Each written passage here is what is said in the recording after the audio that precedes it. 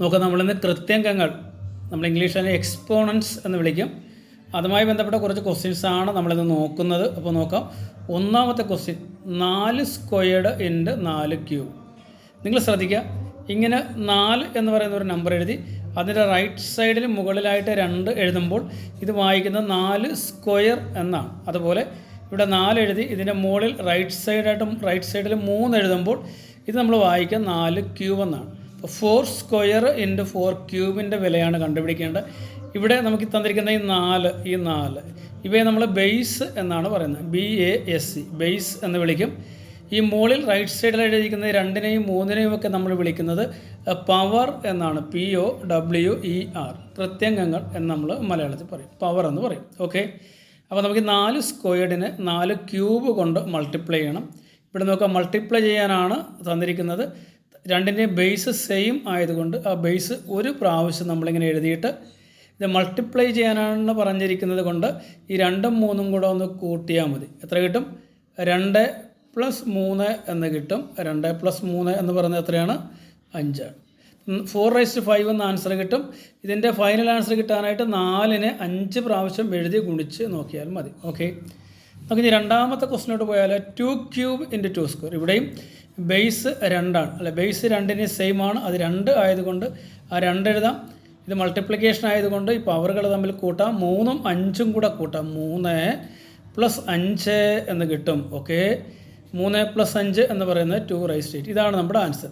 ഇതിൻ്റെ final answer കിട്ടാനായിട്ട് 8 പ്രാവശ്യം 2 എഴുതി ഗുണിച്ചാൽ നമുക്ക് ആൻസർ കിട്ടും. നമുക്ക് ഇനി അടുത്തൊരു ക്വസ്റ്റിനോട്ട് പോയാലോ. നമ്മൾ നേരത്തെ 2ഉം ചെയ്തത് മൾട്ടിപ്ലിക്കേഷൻ ആയിരുന്നു, പക്ഷേ ഇവിടെ നമ്മൾ ഡിവിഷനാണ് ചെയ്യാൻ പോകുന്നത്. 3 ഇത് വായിക്കുന്നത് 3/7 എന്നാണ്. ഇത് 3/5 എന്നാണ് വിളിക്കുന്നത്. ഓക്കെ, ഇവിടെ നോക്കാം, ഇത് 2ൻ്റെയും പവർ സെയിം ആയതുകൊണ്ട് പവർ നമുക്ക് ഒരു പ്രാവശ്യം എഴുതാം. ഇത് ഡിവൈഡ് ചെയ്യാനായതുകൊണ്ട് നമ്മളെപ്പോഴും മൈനസാണ് ചെയ്യുന്നത്. ഡിവൈഡ് ചെയ്യാൻ തന്നാൽ പവറുകൾ കുറച്ചാൽ മതി. അപ്പോൾ 7 - 5 എന്ന് കിട്ടും, അല്ലേ? 3/7 - 5. 7 - 5 എന്ന് പറയുന്നത് 3 സ്ക്വയറാണ്.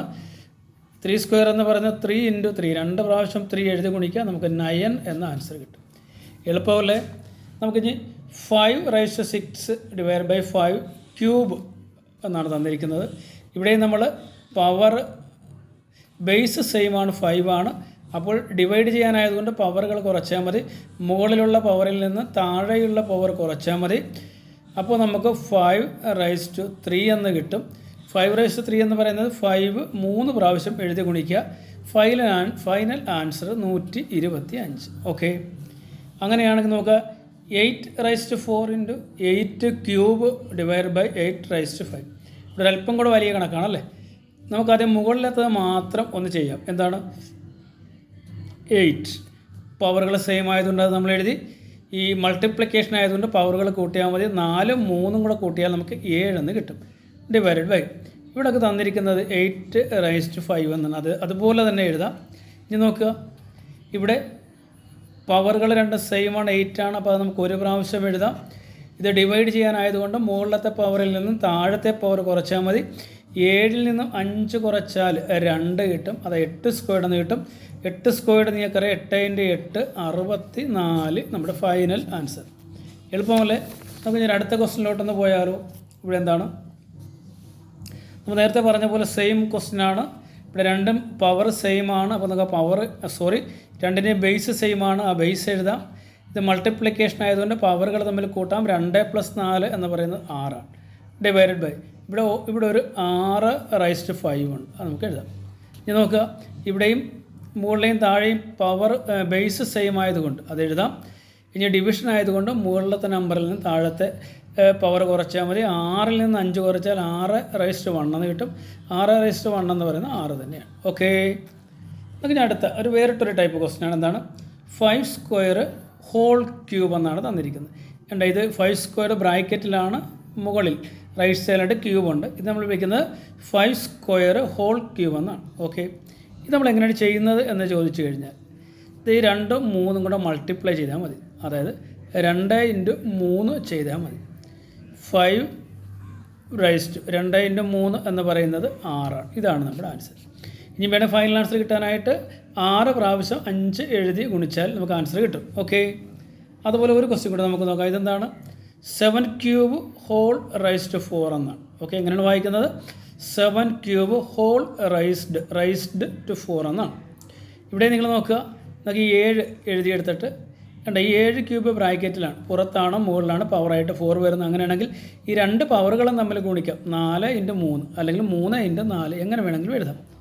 4 × 3 നമുക്ക് കിട്ടും 7 റൈസ് 4 × 3 എന്ന് പറയുന്നത് 12 ആണ്. 7 റൈസ് 12 എന്ന് കിട്ടും. ഇതിൻ്റെ ഫൈനൽ ആൻസർ കിട്ടാനായിട്ട് 7 12 പ്രാവശ്യം എഴുതിയിട്ട് ഗുണിച്ചാൽ മതി തമ്മിൽ. ഓക്കെ, നമുക്ക് ഇതിൻ്റെ അടുത്ത ക്വസ്റ്റിനോട്ട് പോകാം. 4 റൈസ് 1/2. ഇതിൻ്റെ ആൻസർ കാണുവാനായിട്ട് നമുക്ക് രണ്ട് രീതിയിൽ ചെയ്യാം. നമുക്ക് അത് ഒരു രീതി ഒന്ന് പറഞ്ഞു തരാം. ഇതിന് ഈ 4-ന് നമുക്ക് വേണമെങ്കിൽ 2 സ്ക്വയർ എന്നെഴുതാമല്ലോ. 2 സ്ക്വയർ എന്ന് പറയുന്ന 4 അല്ലേ? ഇത് ബ്രാക്കറ്റ് ഇട്ടിട്ട് ഈ 1/2 നമുക്ക് പുറത്തിടാം. ഇത്രയും ക്ലിയർ ആണല്ലോ. പിന്നെ നമ്മൾ 3 4 കൂടെ ഗുണിച്ചതുപോലെ സെയിം ആയിട്ട് ഈ 2-നെയും 1/2-നെയും നമ്മൾ ഗുണിച്ചാൽ മതി. ഇത് ഈ രണ്ട് നമുക്ക് വെട്ടിക്കളയാം. അവശേഷിക്കുന്നത് 2 റൈസ് ടു 1 ആണ്. 2 റൈസ് ടു 1 എന്ന് പറയുന്ന 2 ഇറ്റ്സെൽഫ് 2 ആണ് ആൻസർ. ക്ലിയർ അല്ലേ? ഇവിടെ 9 റൈസ് ടു 1/2 ആണ്. ഇത് നമുക്ക് എങ്ങനെ ചെയ്യാം? 9-നെ നമുക്ക് വേണമെങ്കിൽ 3 സ്ക്വയർ എന്നെഴുതാമല്ലോ. 3 സ്ക്വയർ എന്ന് പറഞ്ഞാൽ 3 × 3 3 × 3 9 ആണ്.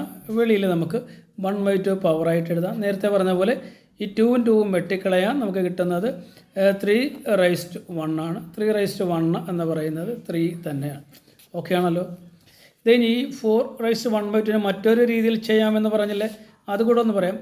ഈ മുകളിൽ പവർ 1/2 ആണെങ്കിൽ അത് സ്ക്വയർ റൂട്ട് 4 എന്നാണ് അർത്ഥം. അതായത് 4 1/2 എന്ന് പറയുന്നതിന് നമുക്ക് മറ്റൊരു രീതിയിൽ എന്തെഴുതാം? റൂട്ട് ഓഫ് 4 എന്നെഴുതാം. 1/2 എന്ന് പറയുന്നത് സ്ക്വയർ റൂട്ടിനാണ് കാണിക്കുന്നത്. ഇപ്പോൾ 4 1/2 നമുക്ക് ഈ രീതിയിൽ എഴുതാം. ഇപ്പോൾ റൂട്ട് ഓഫ് 4 എന്ന് പറയുന്നത് 2 അല്ലേ? നമുക്ക് നേരത്തെ ആൻസർ 2 കിട്ടിക്കഴിഞ്ഞു. ഇനി 9 റൈസ് ടു 1/2 എന്ന് പറയുന്നത് റൂട്ട് 9 ആണ്. ഇത് ഓർത്ത് വെക്കുക. 1/2 എപ്പോൾ കണ്ടാലും അത് സ്ക്വയർ റൂട്ടാണെന്ന് കാണുക. 9 റൂട്ട് ഓഫ് 9 എന്ന് പറയുന്നത് 3 അല്ലേ? അതുതന്നെയല്ലേ ഇവിടെ നമുക്ക് കിട്ടിയത്. അപ്പോൾ ഈ രീതിയിൽ പിന്നെ നമ്മൾ കൃത്യങ്ങളുമായിട്ട് ബന്ധപ്പെട്ട് വരുന്ന പ്രധാനപ്പെട്ട കുറച്ച് ക്വസ്റ്റ്യൻസാണ് നമ്മൾ ചെയ്തത്. അതൊക്കെ മനസ്സിലായി എന്ന് കരുതുന്നു. Okay, thank you.